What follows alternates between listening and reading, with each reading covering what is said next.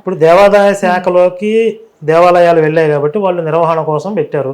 సరే నేనేమంటానంటే టికెట్స్ పెట్టి చూసేవాళ్ళు లేకపోతే ఫ్రీగా దర్శనం చేసిన వాళ్ళు ఉన్నారు. వచ్చిన ఆదాయాన్ని పూర్తిగా ధర్మ ప్రచారానికి ధర్మరక్షణకి వినియోగించాలి. దేవాలయాల ద్వారా వచ్చే ఆదాయాన్ని మళ్ళీ ఇవి ఇతర ప్రయోజనాల కోసం. అంటే ఇప్పుడు క్రైస్తవులు దేనికి ఉపయోగిస్తున్నారంటారు? క్రైస్తవులు వచ్చింది పాస్టర్లకు వెళ్ళిపోతుంది కదా, ఎవరికి ఇస్తున్నారు వాళ్ళు? క్రైస్తవుల నుంచి వచ్చే ఆదాయం పాస్టర్ల జేబులోకి వెళ్తాం తప్ప ప్రభుత్వ ఖజానాలకు ఏమైనా వస్తుందా? మరి సంక్షేమ పథకాలు దగ్గరకు వచ్చేటప్పటికి హిందూ దేవాలయాల మీద వచ్చిన ఆదాయం అంతా తీసుకొచ్చి సంక్షేమ పథకాల్లో పెడుతున్నారు. మరి మీరు చాలా విషయాల్లో కూడా చాలా సందర్భాల్లో కూడా ప్రవీణ్ పగడాల గారిని ఈ క్వశ్చన్ చేయడం కూడా జరిగింది. తన నుంచి సమాధానం ఏంటి? అసలు సమాధానం ఉండదుగా, చెప్పడు.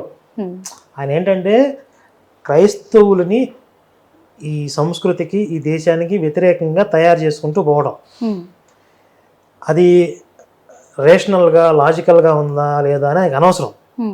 వాళ్ళని రెచ్చగొట్టామా వాళ్ళని తయారు చేసామా లేదా అంతవరకే. అలా విత్తనాలు వేసుకుంటూ వెళ్ళిపోతారు.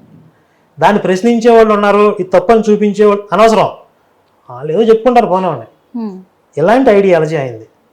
ఎంతవరకు వెళ్ళాడంటే బ్రిటిషర్లు మన తల్లిదండ్రులు, మనం వాళ్ళ సంతానం అని చెప్పడానికి కూడా వెనకాని పరిస్థితిలో వెళ్ళిపోయాడు. దాన్ని మనం కారణాలు చేసి హైలైట్ చేస్తే కొంచెం డిఫెన్స్లో అప్పటి నుంచి నేను బ్రిటిషర్స్ అనలేదు, మిషనరీస్ అన్నాను. మిషనరీస్ అంటే తెల్లవాళ్ళు కదా, వాళ్ళు ఎలా తల్లిదండ్రులు అయ్యారు నీకు? అంటే ఈ దేశం కోసం రక్తం గార్చినటువంటి ఎంతోమంది మహానుభావులు పోరాడిన వాళ్ళు ఎంతోమంది ఉన్నారు కదా, వాళ్ళందరూ కాకుండా ఎక్కడి నుంచో వచ్చిన, పైగా వాళ్ళు ఇక్కడికి వచ్చి దోచుకుపోయిన వాళ్ళు ఈయన తల్లిదండ్రులు ఎలా అయ్యారు? ఆ భావజాలాన్ని ఎందుకు నేర్పిస్తున్నాడు? ఇప్పుడు మనం చనిపోయిన వ్యక్తి గురించి ఇంతకన్నా ఎక్కువ మాట్లాడకూడదు. నేను అందుకే అడుగుదాం అనుకుంటున్నాను. ఎందుకంటే కూడా ఇప్పుడు చనిపోయిన తర్వాత ఆయన బతికున్నప్పుడు ఎవరు కూడా ఇలాంటి మాటలు మాట్లాడలేదు. చనిపోయిన తర్వాత ఒక తాగుబోతుగా ముద్రించేసి చనిపోయాడు అని చెప్పేసి ఒక తాగుబోతుని చేసిరు అని అంటున్నారు. ఇది ఎంత వరకు కరెక్ట్ అంటే? ఆయన తాగుతాడనే విషయం మొన్నటిదాకా మనకు, అంటే ముందు తాగేవాడిని, డ్రగ్స్ తీసుకునేవాడిని ముందు ఆయన చెప్పాడు. తర్వాత నేను మారిపోయాను అని చెప్పాడు. ఏమో ఒకళ్ళు నిజంగా మారిపోయాడేమో అనుకున్నాం. కానీ ఆయన మానవమాత్రుడే, కొన్ని బలహీనతలు ఉంటాయి, పైకి చెప్పేది ఒకటి చేసేది ఒకటి అయ్యి ఉండొచ్చు. సరే ఆ రోజు ఆయన ఏదో ఫ్రస్ట్రేషన్ లో ఉన్నాడు, ఏదో బాధలో ఉన్నాడు, తాగాడు, ప్రమాదం జరిగింది. ఇది ఒక మానవ తప్పిదంగా చూద్దాం. దీన్ని పెద్ద క్రైమ్ గా తాగాడు, దీన్ని పెద్ద అల్లకల్లం చేయాల్సినంత అవసరం. కాకపోతే దీన్ని ఎవరు చేస్తున్నారు, రచరచ ఎవరు చేస్తున్నారు? వీళ్ళు చేస్తున్నారు, పాస్టర్లు. అదే అంటున్నాను ఇప్పుడు. ఎందుకంటే ఇప్పుడు ప్రవీణ్ పగడాల గారి మరణం అనేది 2 రోజులతోటి 3 రోజులతోటి అది ఆగిపోయింది అక్కడ. కానీ దాన్ని ఇంకా ఇంకా ఇంకా రోజుకొక విధంగా కూడా మలుపు తిప్పుతా ఉన్నారు. ఒక 4-5 పాస్టర్లు మాత్రం ముందుకు వస్తున్నారు. దీన్ని కొంతమంది ఏం చేస్తున్నారంటే వాళ్ళకి హతసాక్షి అని ఒక కాన్సెప్ట్ ఉంటుంది. ఓకే, హతసాక్షి అంటే పూర్వం వీళ్ళు కొంతమందిని రెచ్చగొట్టి ఇతర మతాల వాళ్ళ మీదకి పంపించేవాళ్ళు. వాళ్ళు కొంతకాలం భరించి సహించి చెప్పేవాళ్ళు. వినకపోతే అప్పుడు ఘర్షణ జరిగేది. ఆ ఘర్షణలో అటు ఇటు చచ్చిపోయేవాళ్ళు. ఈ క్రైస్తవం వైపు చచ్చిపోయిన వాళ్ళని హతసాక్షుల పేరుతో మన మీద దాడులు చేసి యేసు కొరకు పనిచేస్తున్న వాళ్ళని చంపేస్తున్నారు అని ఒక సింపతి క్రియేట్ చేసి ఇంకొంతమందిని మతం మార్చేవాళ్ళు, ఇంకొంతమందిని ఈ విధంగా పురిగొల్పేవాళ్ళు. ఇది ఒక స్ట్రాటజీ వాళ్ళది. ఇప్పుడు ప్రవీణ్ పగడాలనే పాస్టరు తాగి యాక్సిడెంట్లో చనిపోయాడు అంటే క్రైస్తవానికి ఎలాంటి ప్రయోజనం లేదు. ఆయన యేసు కోసం పనిచేస్తుంటే ఎవరో హత్య చేశారు అంటే ఈ శవాన్ని చూపించి ఈయన హతసాక్షి అని చెప్పి క్రైస్తవులందరినీ రెచ్చగొట్టి వాళ్ళకి కావాల్సిన ప్రయోజనాలు ఆశించవచ్చు. ఇది స్ట్రాటజీ. దీన్ని ఏమంటారు? శవాల మీద పేలాలు ఎరుకు తినడం అన్నారు. అసలు యేసు మతం ఎలా మొదలైందమ్మా? ఒక శవంతో మొదలైందా లేదా? వాళ్ళకి శవం లేస్తే పండగ. ఎప్పుడు శవం దొరికిద్దా అని ఎదురు చూస్తూ ఉంటారు. అంటే ఇప్పుడు అజయ్ ఎజెండా ఏంటంటారు? ఒక అజయ్ కాదు, మొత్తం ఇది ఒక మాఫియా.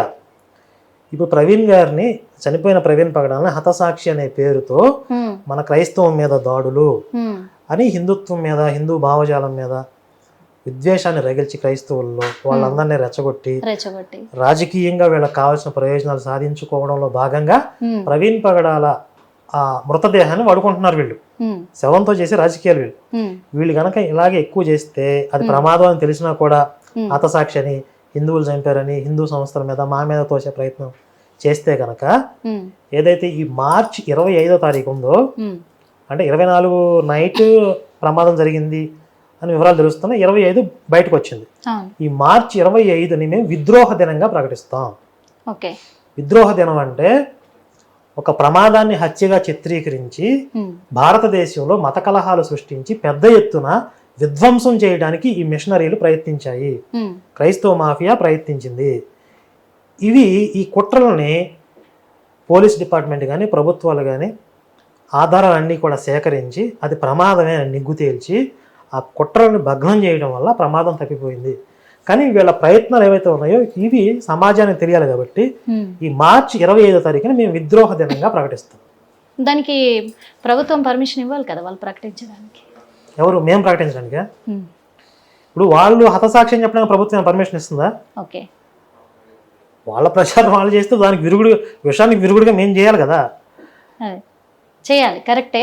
కాకపోతే మరి ఈ అజయ్ బాబు కావచ్చు, తన తరఫున ఇంకో 2-3 పాస్టర్లు కూడా ఉన్నారు.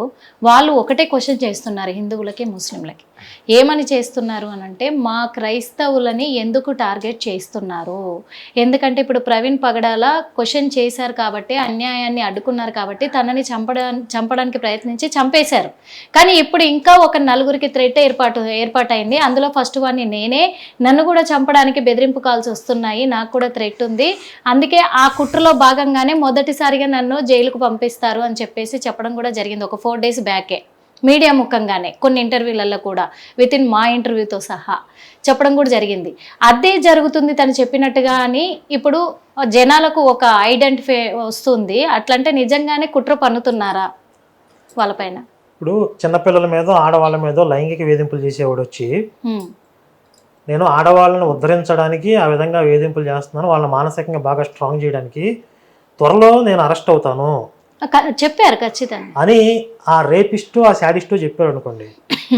నిజంగానే వాడు వేధింపులు చేసినా అరెస్ట్ చేసి నేను ముందే చెప్పా కదా నన్ను అరెస్ట్ చేస్తారని, కాబట్టి కుట్రలో భాగం అంటే సరిపోయిద్దా?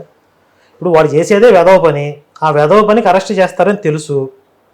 వాడు దేశం కోసం పోరాటం చేస్తున్నాడా? యేసు విగ్రహాలే పగలబడతాడు అని చెప్పాడంటే వాడు ఉన్నది కదా.